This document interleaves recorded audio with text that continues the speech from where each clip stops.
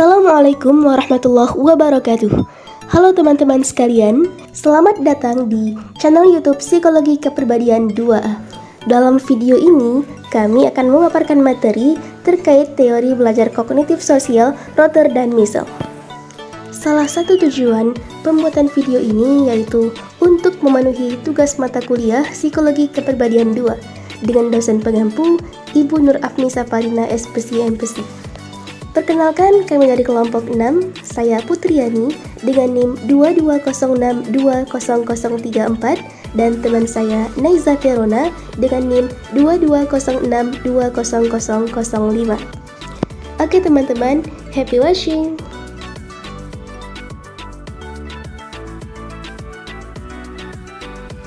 Materi yang pertama yaitu gambaran umum teori belajar kognitif sosial.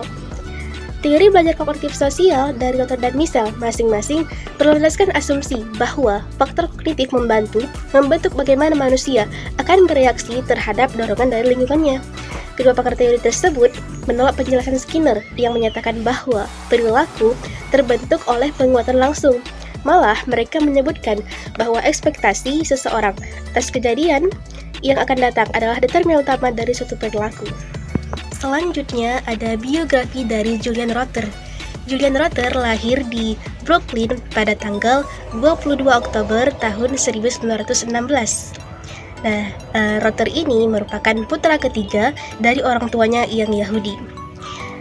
Ekonomi keluarganya ini kelas menengah dan Rother itu merupakan pembaca yang tekun. Rother kuliah jurusan kimia di Brooklyn College dan lulus tahun 1937. Dan dia kuliah pasca sarjana psikologi di Universitas Iowa.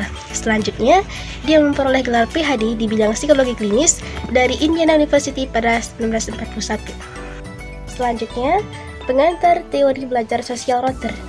Teori sosial Rother berlandaskan 5 hipotesis dasar. Yang pertama, manusia berinteraksi dengan lingkungan yang berarti untuknya. Yang kedua, kepribadian manusia bersifat dipelajari. Selanjutnya yang ketiga, kepribadian mempunyai kesatuan mendasar. Yang keempat, motivasi terarah berdasarkan tujuan. Yang kelima, manusia mampu untuk mengantisipasi kejadian. Selanjutnya, memprediksi perilaku spesifik. Yang pertama ada potensi perilaku, yaitu kemungkinan bahwa suatu respon tertentu akan terjadi pada suatu waktu dan tempat. Yang kedua, ekspektasi, yaitu merujuk pada ekspektasi seseorang bahwa suatu penguatan spesifik atas perangkat penguatan akan terjadi dalam suatu situasi. Yang ketiga yaitu nilai penguatan, yaitu kecenderungan pilihan yang dijatuhkan seseorang pada suatu penguatan tertentu saat probabilitas terjadinya penguatan yang berbeda-beda setara. Yang keempat yaitu situasi psikologis, yaitu bagian dari dunia internal dan eksternal yang direspon oleh manusia. Nah, di sini ada rumusan prediksi dasar, yaitu potensi dari perilaku X untuk terjadi dalam situasi 1 dalam hubungannya dengan penguatan A adalah fungsi dari ekspektasi bahwa perilaku X akan diikuti oleh penguatan A dalam situasi 1 dan nilai penguatan A dalam situasi 1. Selanjutnya, memprediksi perilaku umum. Nah, di sini ada dua. Yang pertama ekspektasi umum, yang kedua ada kebutuhan. Ekspektasi umum yaitu konsep yang dibentuk dari perilaku di masa lalu seseorang dalam menentukan probabilitas kehidupannya di masa depan. Kebutuhan adalah perilaku atau seperangkat perilaku yang dilihat orang dapat menggerakkan mereka ke arah suatu tujuan. Nah, kebutuhan itu ada kategorinya. Yang pertama, pengakuan status, yaitu kebutuhan untuk diakui orang lain dan untuk mendapatkan status di mata orang lain. Yang kedua, ada dominansi, yaitu kebutuhan untuk mengendalikan perilaku orang lain. Yang ketiga, ada kemandirian, yaitu kebutuhan untuk bebas dari dominasi orang lain. Nah, selanjutnya ada perlindungan ketergantungan, yaitu seperangkat kebutuhan yang hampir sangat berkebalikan dengan kemandirian. Selanjutnya ada cinta dan afeksi, yaitu kebutuhan untuk diterima oleh orang lain yang lebih dari sekedar pengakuan dari status. Dan selanjutnya ada kenyamanan fisik, yaitu kebutuhan yang paling mendasar karena kebutuhan lain dipelajari atas kaitannya dengan kebutuhan ini. Kemudian ada komponen kebutuhan. Di sini ada 3. Yang pertama potensi kebutuhan, yaitu merujuk pada kemungkinan terjadinya seperangkat perilaku yang berhubungan secara fungsional yang terarah untuk memenuhi tujuan yang sama atau serupa. Yang kedua yaitu kebebasan bergerak, yaitu ekspektasi keseluruhan untuk diberikan penguatan yang dimiliki seseorang untuk dapat melakukan perilaku yang diarahkan untuk memuaskan beberapa kebutuhan umum. Yang ketiga itu nilai kebutuhan, yaitu sejauh mana ia memilih seperangkat penguatan daripada yang lainnya. Adapun rumusan prediksi umum yaitu NP atau potensi kebutuhan adalah fungsi dari FM atau kebebasan bergerak dan NP yaitu nilai kebutuhan. Dua skala Rother yang paling populer untuk mengukur mengenai ekspektasi umum yaitu yang pertama ada Internal External Control Scale. Nah, skala ini berusaha mengukur sejauh mana seseorang mempersepsikan hubungan kualitas antara usahanya sendiri dengan konsekuensi dari lingkungan. Yang kedua ada Interpersonal Trust Scale, yaitu skala ini bertujuan mengukur perbedaan dalam kepercayaan antar pribadi. Kemudian ada perilaku maladaptif, yaitu perilaku bertahan apapun yang gagal menggerakkan seseorang untuk menjadi lebih dekat dengan tujuan yang diinginkan. Nah, teman-teman, sekian materi dari saya. Selanjutnya akan dijelaskan oleh teman saya, Neiza Verona. Hai sahabat mahasiswa, selanjutnya mari kita masuk ke tokoh Walter Mischel. Nah, sebelum kita lanjut, kita masuk lebih lanjut tentang teori kepribadian dari Walter Mischel. Mari kita mengenal biografi singkat dari Walter Mischel. Walter Mischel, beliau lahir pada tanggal 22 Februari 1930 di Wina. Nah, beliau merupakan anak kedua dari keluarga kelas menengah atas. Beliau mengambil sarjana seni di New York University dan pasca sarjana psikologi di City College of New York. Dan beliau memperoleh gelar doktornya dari Ohio State University. Nah, saat di perkuliahan, beliau muak dengan dosennya yang selalu mengajarkan teori psikologi dengan menggunakan eksperimen tikus. Kan ada salah satu tokoh psikologi kepribadian yang menggunakan eksperimen tikus untuk menggambarkan tingkah laku dari manusia. Nah, menurut Mischel ini, manusia dengan hewan merupakan dua hal yang berbeda. Jadi, beliau tidak setuju ataupun muak ketika para dosennya selalu mengajarkan teori psikologi itu dengan menggunakan eksperimen pada tikus. Nah, teori apa sih yang dikembangkan oleh Walter Mischel? Nah, teori kognitif afektif dari Walter Mischel. Nah, teori kepribadian kognitif afektif ini berpandangan bahwa perilaku manusia itu berasal dari disposisi personal yang relatif stabil dan proses kognitif afektif yang berinteraksi dengan situasi tertentu. Nah, Walter Mischel pada awalnya menolak penjelasan teori sifat atas perilaku manusia.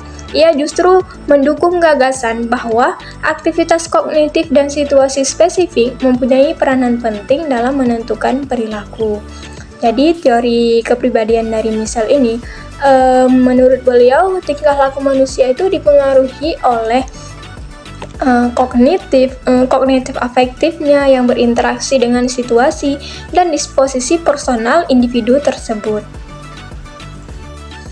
Teori kognitif afektif dari Mischel ini dilatar belakangi oleh beberapa faktor. Yang pertama, ada paradok konsistensi, yaitu keyakinan bahwa perilaku manusia itu relatif konsisten, tetapi bukti empiris menunjukkan bahwa adanya variasi dalam perilaku. Yang kedua, adanya interaksi manusia dengan situasi. Mischel mengakui bahwa kebanyakan orang memiliki suatu konsistensi dalam perilaku mereka, tetapi ia terus menekankan bahwa situasi mempunyai dampak yang kuat pada perilaku. Jadi, teori kognitif afektif ini sangat menekankan adanya pengaruh situasi yang membentuk perilaku seseorang. Nah, sebagai contoh, ada kalanya siswa yang jujur saat ujian menyontek, padahal dia tidak pernah mencuri atau suka berbohong. Nah, jadi Karena dipengaruhi oleh situasi tertentu, maka si siswa ini akhirnya memilih atau kita dapat memprediksikan akhirnya dia menyontek dari kawan-kawannya. Selanjutnya kita masuk ke sistem kepribadian kognitif afektif. Jadi sistem kepribadian kognitif afektif itu terbagi menjadi 3. Yang pertama ada prediksi perilaku, variabel situasi, dan unit kognitif afektif. Mari kita bahas satu persatu. Nah, yang pertama ada prediksi perilaku. Apabila kepribadian adalah sistem yang stabil dan memproses informasi mengenai situasi internal ataupun eksternal yang berasal dari luar individu, maka mengikuti hal tersebut saat individu menghadapi situasi yang berbeda, perilakunya itu akan bervariasi dari satu situasi ke situasi lainnya. Nah, yang kedua itu ada variabel situasi. Misalnya, bahwa pengaruh relatif variabel situasi dan identitas pribadi dapat ditentukan dengan mengobservasi keseragaman atau perbedaan dari reaksi manusia dalam suatu situasi tertentu. Selanjutnya kita masuk ke unit kognitif afektif. Ada strategi pengendalian, ada kompetensi dan strategi regulasi diri, dan ada ekspektasi dan keyakinan, dan ada tujuan dan nilai, dan ada respon afektif. Nah, kita masuk yang pertama dulu. Ada strategi pengodaian, yaitu cara individu untuk mengkategorikan informasi yang diterima dari stimulus eksternal. Nah, contohnya gini. Misalnya ada seseorang yang dapat bereaksi marah ketika dihina, sementara orang lain itu dapat memilih dia tidak menghiraukan hinaan tersebut. Jadi itu tergantung dari individu tersebut mengkategorikan situasi tersebut ke dalam hal apa.